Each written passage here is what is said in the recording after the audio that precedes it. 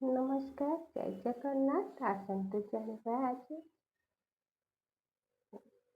25ଟା tips ବିଷୟରେ। Diet tips. ମୋଟାରୁ ପତଳା କିପରି ହେବେ, ଶରୀରକୁ କିପରି ସୁସ୍ଥ ରଖିବେ।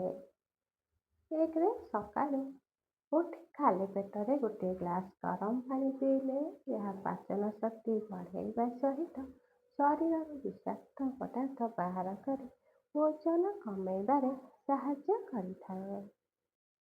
ଦିନରେ ଅତି କମରେ 8ରୁ 10 ଗ୍ଲାସ ପାଣି ପିଇବା ଅଭ୍ୟାସ ରଖନ୍ତୁ। ପାଣି କମ୍ ପିଇଲେ ଭୋକ ଅଧିକ ଲାଗିଥାଏ ଓ ମେଟାବଲିଜମ ଧୀରେ ଧୀରେ ବଢ଼ିଯାଇଥାଏ। ସେଥିପାଇଁ ପାଣି ଅଧିକ ପିଇବା ଉଚିତ। ସକାଳ ଜଳଖିଆ କେବେ ବି ଛାଡ଼ନ୍ତୁ ନାହିଁ। ସକାଳର ଜଳଖିଆ ଅଧିକ ଖାଇବା ଉଚିତ। ଭଲ ଜଳଖିଆ ଦିନ ଭରି ଶକ୍ତି ଦେଇଥାଏ, ଭୋକକୁ ନିୟନ୍ତ୍ରଣ କରିବାରେ ମଧ୍ୟ ସାହାଯ୍ୟ କରିଥାଏ। ତେଣୁ ଅତିରିକ୍ତ ଖାଇବାକୁ ମଧ୍ୟ ବଞ୍ଚାଇଥାଏ। ଆମେ ଏଠି ସକାଳେ ନ ଖାଇକି ଭାବିବା ସକାଳେ ଖାଇବାନି ତ ଖରାବେଳେ ଖାଇବା, କିନ୍ତୁ ଦିନ ସାରା ଭୋକ କରିବା ଓ ଅଧିକ ଖାଇବା। ସେଥିପାଇଁ ସକାଳେ ଯଦି ଆମେ ଅଧିକ ଖାଇଦେବା ତାପରେ କମ୍ ଖାଇବା, କାହିଁକିନା ଆମକୁ ଭୋକ ବି ଅଧିକ ହେବନି। ସକାଳ ଜଳଖିଆରେ ଫଳ, ଓଟ୍ସ, ଚୁଡ଼ା, ଉପମା କିମ୍ବା ପିଜା ଭଳି କିଛି ଜିନିଷ ଖାଆନ୍ତୁ। ସବୁଜ ଜିନିଷ ଖାଆନ୍ତୁ, ପୌଷ୍ଟିକ ଖାଦ୍ୟ ଖାଆନ୍ତୁ। ତେଲିଆ ଓ ମିଠା ଖାଦ୍ୟ ଖାଇବା ଠାରୁ ଦୂରେଇ ରହନ୍ତୁ। ଯେତେ ମିଠା ଖାଇବା ଛାଡ଼ିବେ, ତେଲ ଜିନିଷ ଛାଡ଼ିବେ, ମୋଟାପା କମିଯିବ। ଦିନକୁ ଛୋଟ ଛୋଟ ଭାଗ କରି 4ରୁ 5 ଥର ଖାଆନ୍ତୁ। ଏକାଥରେ ବେଶୀ କରି ଖାଇବା ବି ଉଚିତ ନୁହେଁ। ଏହା ପାଚନକୁ ସହଜ କରିଥାଏ ଯଦି ଅଳ୍ପ ଅଳ୍ପ ଆମେ ଖାଆନ୍ତୁ ଏବଂ ଭୋକକୁ ମଧ୍ୟ ନିୟନ୍ତ୍ରଣ କରିଥାଏ। ଶରୀରରେ ଚର୍ବି କମାଇବାକୁ ମଧ୍ୟ ଯଦି ଆମେ ଅଧିକ ଖାଇଦେବା ଚର୍ବି କମେ ନା। ସେଥିପାଇଁ ଅଳ୍ପ ଅଳ୍ପ ଖାଇଲେ ଆମର ଶରୀର ଚର୍ବି ମଧ୍ୟ କମିଥାଏ। ସେଥିପାଇଁ ଦିନ ସାରା ଖାଆନ୍ତୁ, ଅଳ୍ପ ଅଳ୍ପ କରି ଖାଆନ୍ତୁ। ଦିନ ସାରା ନାହିଁ, ଦିନକୁ 4-5 ଥର ଖାଇଲେ ମଧ୍ୟ ଅଳ୍ପ ଅଳ୍ପ କରି ଖାଆନ୍ତୁ। ମଧ୍ୟାହ୍ନ ଭୋଜନରେ ଭାତ କମ୍ ମାତ୍ରାରେ ଖାଆନ୍ତୁ ଓ ଅଧିକ ତରକାରୀ ଖାଆନ୍ତୁ। ଶାଗ, ଡାଲି, ସାଲାଡ଼ ଥିଲେ ଖାଦ୍ୟ ସନ୍ତୁଳିତ ହୋଇଥାଏ। ଆଉ ଯେତେ ପରିବା ପତ୍ର ଖାଇବେ ସେତେ ଆମର ପୁଷ୍ଟିକ ସାର ବଢ଼ିବା ସହିତ ଆମ ଶରୀରର ଫ୍ୟାଟ୍ ଅଂଶ ମଧ୍ୟ ବଢ଼ିନଥାଏ, ଚର୍ବି ବଢ଼ିନଥାଏ। ଭାତରେ ଅଧିକ ଚର୍ବି ବି ଫ୍ୟାଟ୍ ଅଂଶ ବଢ଼ିଯାଇଥାଏ। ଭାତ କମ୍ ଖାଆନ୍ତୁ, ପରିବା ପତ୍ର, ସବୁଜ ଜାତୀୟ ଖାଦ୍ୟ ବେଶୀ ଖାଆନ୍ତୁ। ରାତିରେ ଭୋଜନ ସମ୍ଭବ ହେଲେ ଯେତେ ଶୀଘ୍ର ଖାଇବେ, 7ଟା 8ଟା ମଧ୍ୟରେ ହିଁ ଖାଇବା ଉଚିତ। ଡେରିରେ ଖାଇଲେ ଖାଦ୍ୟ ଭଲ ଭାବରେ ଆମର ହଜମ ହୋଇନଥାଏ, ଓଜନ ମଧ୍ୟ ବଢ଼ିଯାଇଥାଏ। ନିଦ୍ରା ମଧ୍ୟ ଭଲ ହୋଇନଥାଏ। ନିଦ ନହେଲେ ମଧ୍ୟ ଆମର ଓଜନ ବଢ଼ିଥାଏ। ରାତିରେ ହାଲୁକା ଖାଦ୍ୟ ଖାଆନ୍ତୁ, ଯେପରି ରୁଟି, ସବଜି, ଡାଲି କିମ୍ବା ସୁପ୍। ଭାରି ତେଲିଆ ଓ ମସଲାଯୁକ୍ତ ଖାଦ୍ୟ କେବେ ବି ରାତିରେ ଖାଆନ୍ତୁନି। ଯେତେ ହାଲକା ଖାଇବେ ସେତେ ଶରୀର ପାଇଁ ଭଲ ହେବା ସହିତ ଓଜନ ମଧ୍ୟ କମିବାରେ ସାହାଯ୍ୟ କରିଥାଏ। ଚିନି, ମିଠା, କୋଲ୍ଡ ଡ୍ରିଙ୍କସ୍ ଓ ବେକେରୀ ଜାତୀୟ ଯେମିତି ମଇଦା ଜାତୀୟ ଖାଦ୍ୟ ଏଗୁଡ଼ିକ ଶରୀର ପାଇଁ ଚର୍ବି ବଢ଼ିବାରେ ସାହାଯ୍ୟ କରିଥାଏ ଏବଂ ଡାଇବେଟିସ୍ ଭଳି ରୋଗ ମଧ୍ୟ ବଢ଼ାଇଥାଏ। ସେଥିପାଇଁ ଏସବୁ ଖାଦ୍ୟ ଠାରୁ ଦୂରେଇ ରହିଲେ ଆପଣଙ୍କ ଶରୀର ପାଇଁ ବହୁତ ଭଲ। ମୋଟାପା ବି ବଢ଼େ ନାହିଁ। ପ୍ରତିଦିନ ଗୋଟିଏ କିମ୍ବା 2ଟି ଫଳ ନିଶ୍ଚିତ ଖାଆନ୍ତୁ। ଫଳରେ ଭିଟାମିନ୍, ଫାଇବର ଓ ଆଣ୍ଟି ଅକ୍ସିଡେଣ୍ଟ ଥାଏ, ଯାହା ଶରୀରକୁ ସୁସ୍ଥ ରଖିବାରେ ସାହାଯ୍ୟ କରିଥାଏ। ତରକାରୀ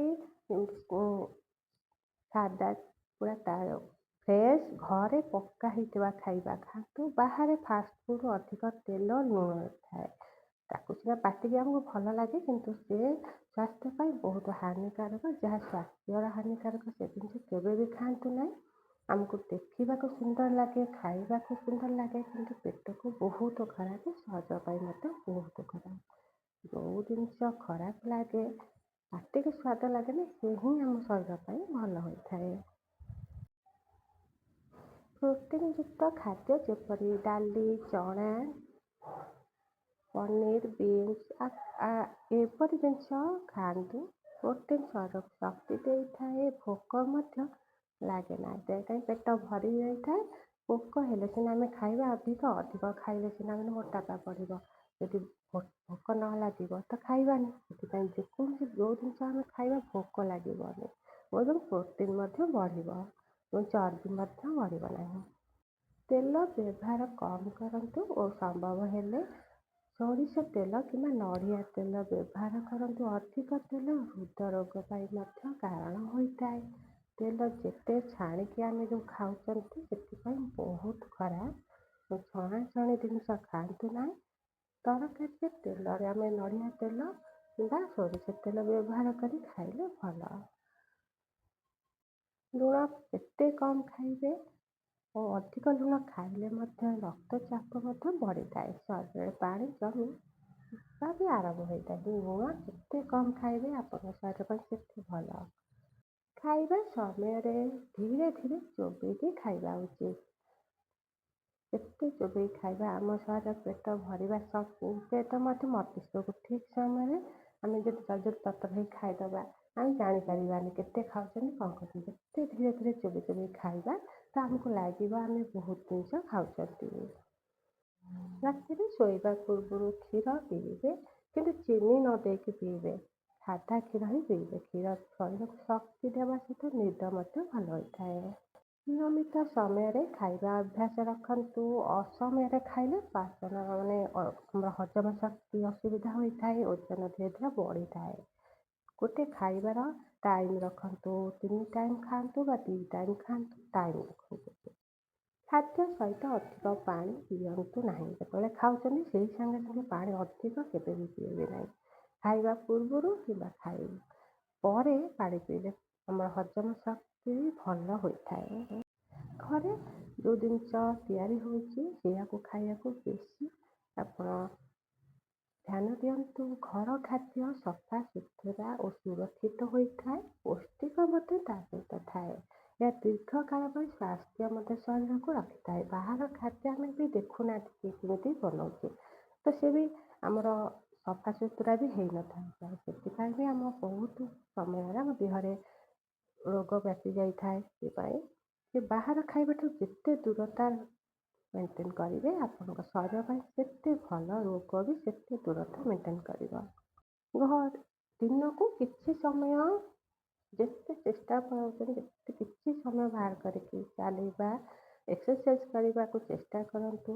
ଡାଏଟ୍ ସହିତ ହାଲୁକା ବ୍ୟାୟାମ କଲେ ଓଜନ ନିୟନ୍ତ୍ରଣ ସହଜ ହୋଇଯାଇଥାଏ।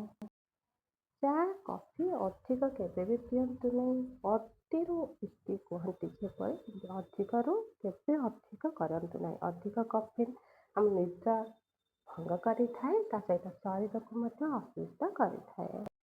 ପ୍ୟାକେଟ୍ ପ୍ୟାକେଟ୍ ସବୁ ଏବେ ତ ଆଜିକାଲି ବହୁତ ଖାଦ୍ୟ, ସବୁ ଖାଦ୍ୟ ପ୍ରାୟ ପ୍ୟାକେଟ୍ରେ ହିଁ ବିକ୍ରି ହେଉଛି। ତ ସେପରି ଜିନିଷକୁ ଆମେ ଦୂରେଇ ରହିବା ଉଚିତ। ଯେପରି ଚିପ୍ସ, ନୁଡଲ୍ସ ଏସବୁ କମ୍ ଖାଆନ୍ତୁ। ଏପରି ପୋଷଣ କମ୍ କରେ ଓ କ୍ଷତିକାରକ ତତ୍ତ୍ୱ ଏହା ମଧ୍ୟରେ ଅଧିକ ଥାଏ। ମନ ଭଲ ରଖନ୍ତୁ। ଚିନ୍ତା ଟେନସନ୍ ସମୟରେ ଅଧିକ ଖାଇବା ଅଭ୍ୟାସ ହୋଇଯାଇଥାଏ, ଯାହା ଓଜନ ବଢ଼ାଇବାରେ ମଧ୍ୟ ସାହାଯ୍ୟ କରିଥାଏ। ତେଣୁ ଯେତେ ଚେଷ୍ଟା କରନ୍ତୁ ନିଜକୁ ହାଲକା ରଖିବା ପାଇଁ, ନିଜକୁ ସୁସ୍ଥ ରଖିବା ପାଇଁ, ନିଜକୁ ଖୁସିରେ ରଖିବା ପାଇଁ। ପ୍ରତିଦିନ 7ରୁ 8 ଘଣ୍ଟା ଶୁଅନ୍ତୁ। ଶୋଇବା କମ୍ ହେଲେ ମଧ୍ୟ ଭୋକ ବଢ଼ିଯାଇଥାଏ। ହରମୋନ୍ ଅସନ୍ତୁଳିତ ବି ହୋଇଯାଇଥାଏ। ଡାଏଟ୍ର ଅଭାବ ମଧ୍ୟ କମିଥାଏ। ଶୋଇବା ବି କମ୍ ହୁଏ, ଭୋକ ବି ହୁଏ, ପୁଣି ତାକୁ ଖାଇବାକୁ ଇଚ୍ଛା ହୁଏ। ରାତିରେ କ'ଣ ଖାଇଲେ ଅଧିକ, ରାତିରେ ଯାହା ବି ଟିକେ ଖାଇବେ ଓଜନରେ ବହୁତ ବଢ଼ିଥାଏ। ଧୈର୍ଯ୍ୟ ରଖନ୍ତୁ। ଡାଏଟ୍ ନିୟମିତ ମାନନ୍ତୁ। ଏଇ ଦୁଇଟି କଲେ ଫଳ ଆମେ କରିବା 2 ଦିନ 3 ଦିନ କରିବା ଯେ ଆମର ହେଲାନି, ସେମିତି କେବେ ବି ମାଇଣ୍ଡରେ ପୁରାନ୍ତୁନି। ନିୟମିତ ଏମିତି ଅଭ୍ୟାସ କରନ୍ତୁ। ଧୀରେ ଧୀରେ ଆପଣଙ୍କର ସ୍ୱାସ୍ଥ୍ୟ ସହିତ ଶରୀରର ଓଜନ କମେ। ନମସ୍କାର, ଜୟ ଜଗନ୍ନାଥ। ଏ ଭିଡ଼ିଓଟି ଆପଣଙ୍କୁ ଭଲ ଲାଗିଥିବ ଦୟାକରି ସେୟାର, ଲାଇକ୍ ଏବଂ ସବସ୍କ୍ରାଇବ୍ କରିଦେବେ। ଜୟ ଜଗନ୍ନାଥ।